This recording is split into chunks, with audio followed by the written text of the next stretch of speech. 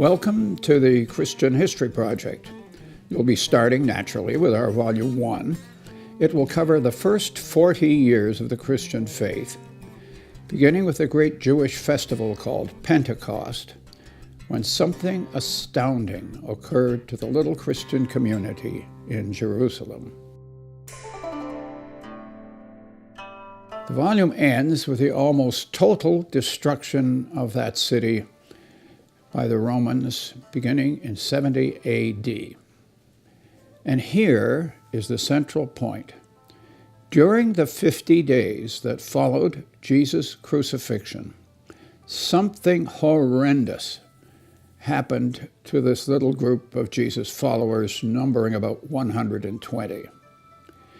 His execution left them utterly pulverized by fear, hiding out and waiting in terror lest they be found. And they had good reason. Now that Jesus, their leader, was safely out of the way, or so officialdom thought, the next logical step would be the arrest of his riff-raff followers who had survived. So they hid, huddling together and trembling, waiting for the inevitable arrival of the temple police. 50 days later, this little group explodes into vigorous action. Where they had feared the very name of the temple, they now marched right into it, proclaiming Jesus as the long-awaited Messiah, slain by his own people. And officialdom responds in fury. But the more they attack them, the more the movement grows and spreads.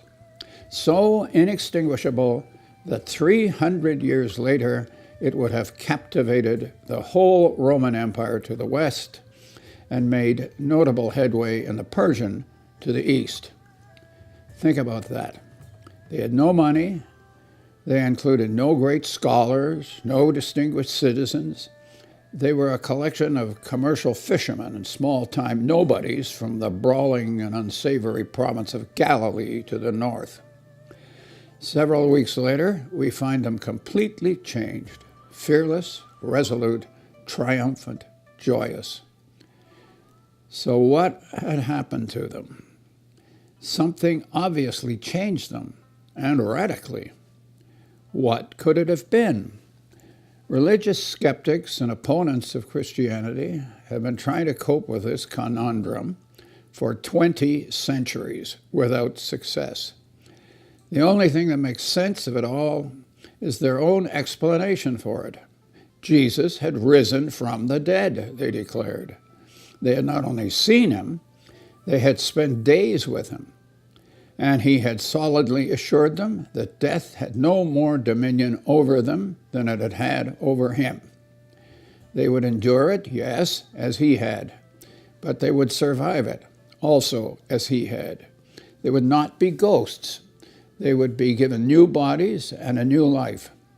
Death, the abiding curse that falls upon everything in nature, had been overthrown. By his death, death itself had been trampled down. That was their story. Accordingly, they set in motion the rise of the Christian church. We see them gathering supporters, hundreds at first, then thousands. They are driven out of Jerusalem, but they use their expulsion to begin spreading their faith to both the Roman world to the west and the rival Persian world to the east. How did they do all this? Answering that question is what Volume 1 is all about.